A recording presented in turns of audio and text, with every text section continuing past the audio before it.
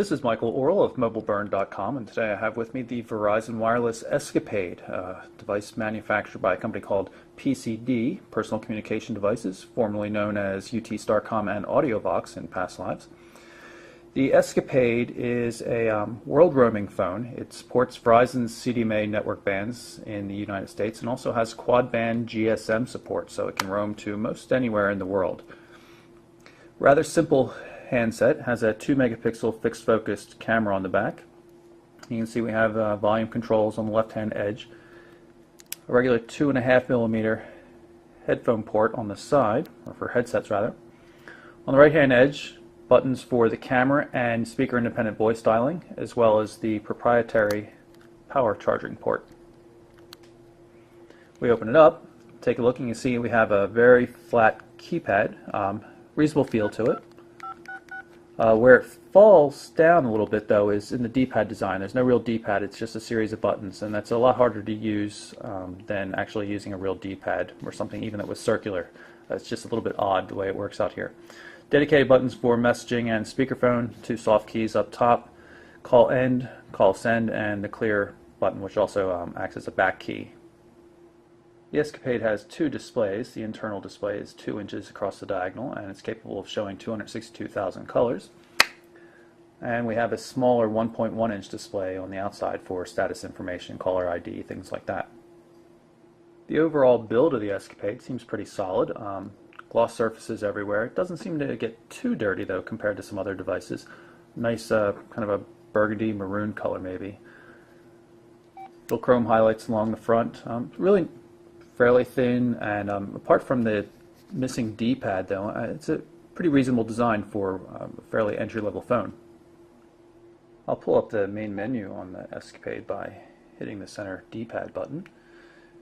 Right now I have it configured in a grid of icons format, but that's not the default view. If we go down here, display settings, and then main menu settings, we can change the layout, and by default it went to the list format.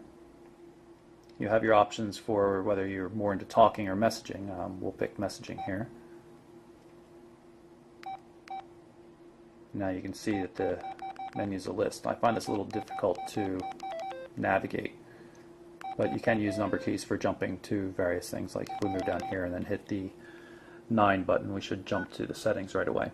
And like most Verizon devices, you can, once inside a menu, you can move left and right to go from tab to tab to get to the other sections, which is pretty handy. The Escapade supports VZ Navigator and includes the voice-based search function. I'm going to search for Dairy Queens just by holding down the send button. Dairy Queen. It'll figure out where we're located and then try to process the speech and hopefully come up with Dairy Queens in the area.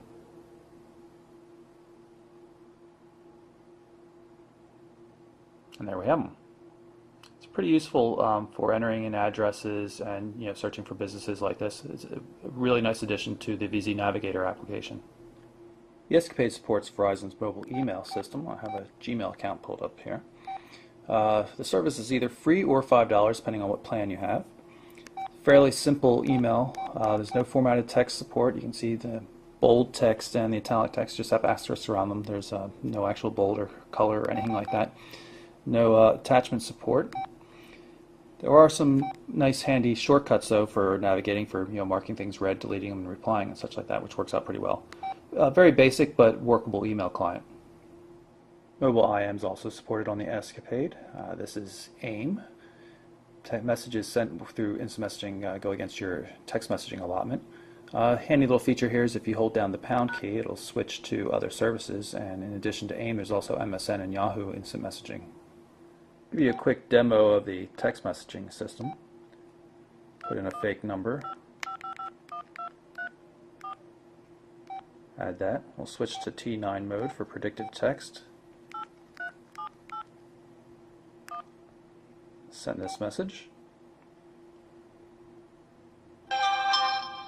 And here's the notification that we've received a new message. This is actually just Verizon telling us that we sent that last text to an invalid recipient. This is the text viewer. No threaded SMS support, very basic. Since there's no 3G support on the Escapade, a powerful web browser would kind of be a waste. So as such, we have a fairly basic Verizon web browser here, built by OpenWave. This is the Verizon portal. Nothing too spectacular about it. The browser will get you through most mobile sites, though it just won't handle full HTML websites. So that's our quick look at the Verizon Escapade by Personal Communication Devices. It's a fairly simple phone. It's a real feature, standout feature, of course, is the quad-band GSM support, so you can take it when you're going through Europe or Asia and places like that. Otherwise, it works on Verizon's 2G CDMA network here in the United States. Again, that's the Verizon Escapade. I'm Michael Orrell for MobileBurn.com.